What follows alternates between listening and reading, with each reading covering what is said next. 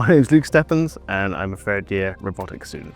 This is an under-actuated monowheel made to rise a cable. So those cables could be on ground or they could be on space stations, but it's about making sure that the thing traveling along that cable can balance itself or orient itself correctly.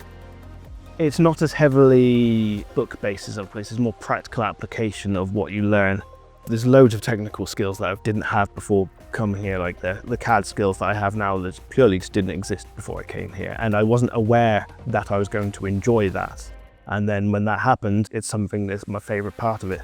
That and being able to structure projects correctly. These constraints are good. It means I can work within them and create something rather than having all the time in the world. It often kind of works against you. I went back to school when I was 38 and just redid my GCSEs. Then I did an access course and then I came to here and yeah, very happy I did it.